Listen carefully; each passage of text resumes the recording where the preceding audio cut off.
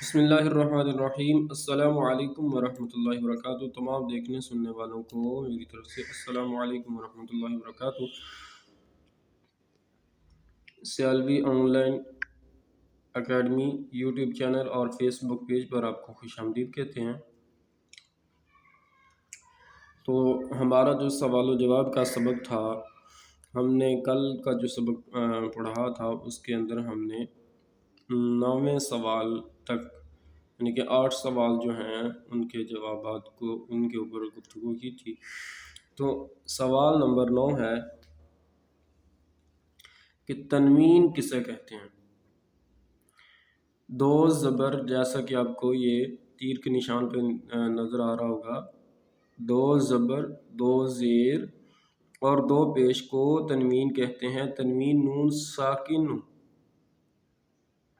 ہوتا ہے جو کلمے کے آخر میں آتا ہے، اس لیے تنوین کی آواز نون ساکن کی طرح ہوتی ہے۔ نون ساکن یعنی کہ اگر جو ہے یہ کلمے کے آخر یعنی کہ جو حرف بھی آئے، جو کلمہ بھی لکھا ہو، اس کے آخر میں تنوین لکھی جاتی ہے۔ تو اب یہ جو حرف ہے، تو تنوین کا مطلب پھر یہ ہوا کہ جب بھی یہ آتا ہے تو اس کی آواز نون ساکن کی طرح ہی ہوتی ہے، جیسا کہ تا دو زبر تن، تا دو زیر تن، تا دو پیش تن۔ تو اسی طرح اگر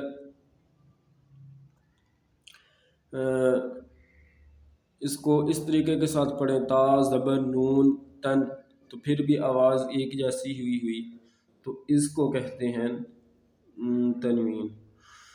تو یہ بھی نون ساکن کی ایک قسم ہے۔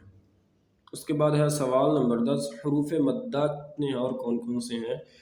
جیسا کہ ہم مخارج کے اندر بھی پڑھ چکے ہیں، حروف مدہ 3 ہیں اور وہ یہ ہیں الف، واو اور یا۔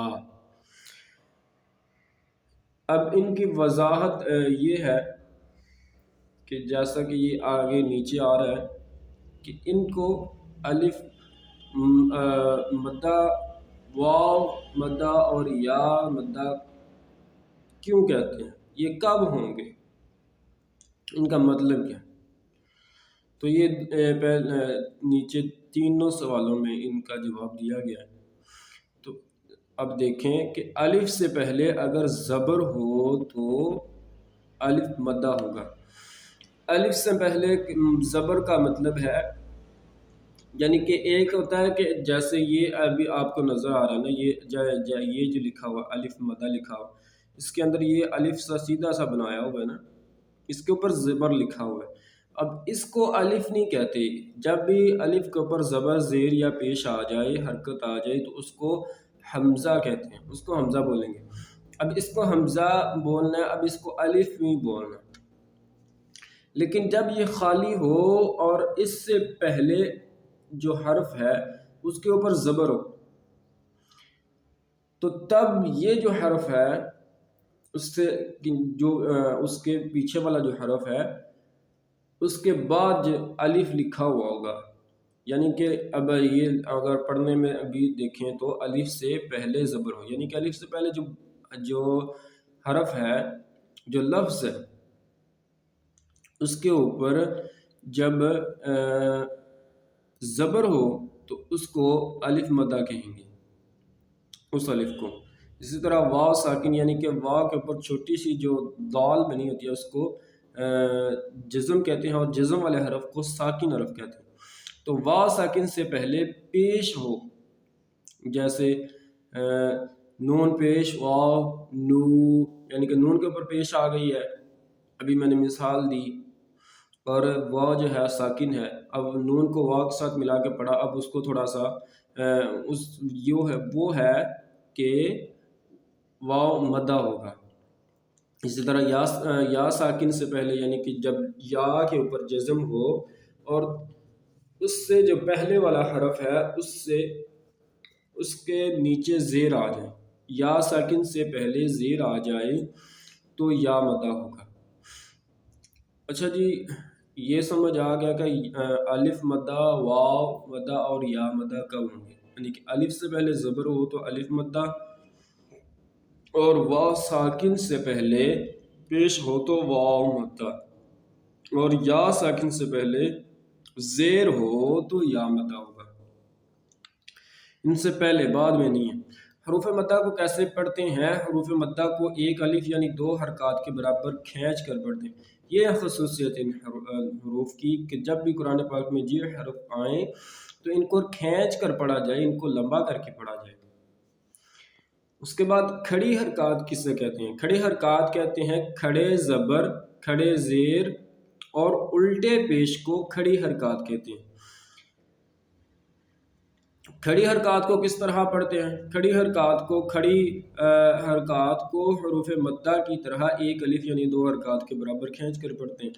اب حروف مدہ اور کھڑی حرکات ایک ہی چیز ہیں، لیکن فرق یہ ہے لکھنے میں کھڑی حرکات جو ہیں یہ مختلف طریقے سے لکھی جاتی ہیں، اور حروف مدہ جو ہیں وہ مختلف طریقے سے، لیکن جو قاعدہ ہے، جو قانون ہے ان دونوں کا، وہ آپس میں یہی ہے کہ ان دونوں کو ایک جتنا ہی لمبا کر کے پڑھا جانا ہے۔ اس بات کو ذہن میں رکھنا ہے۔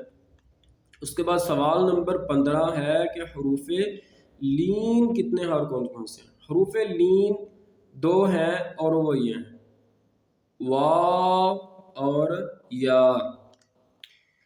یہ مدنی قاعدے کے اندر سبق نمبر 9 کے اندر یہ سارا سبق بھی اس کا لکھا ہوا ہے، انشاءاللہ ہم ساتھ ساتھ سبق کی طرف بھی چلیں گے۔ تو اس کے بعد جو ہے وہ مدنی قاعدے کے جو پہلا سبق ہے اس کی ویڈیو بھی اپلوڈ کی جائے گی، تو وہ بھی ضرور دیکھیے آپ۔ اچھا جی، حروف لین کو کس طرح پڑھتے ہیں؟ حروف لین کو بغیر کھینچے، بغیر جھٹکا دیے نرمی سے معروف پڑھتے ہیں، یعنی کہ اب ان کو ہوں گے کب الف، یعنی کہ اب ان کو پڑھنا کس طرح ہے کہ ان کو کھینچنا بھی نہیں ہے اور ان کو جھٹکا بھی نہیں دینا، اس بات کا یہ خیال ہے۔ اب یہ ان کا پتہ کیسے چلے گا کہ واو لین ہو رہا ہے یا لین ہو رہا ہے؟ تو یہ ان کا جو قاعدہ ہے وہ کیا ہے؟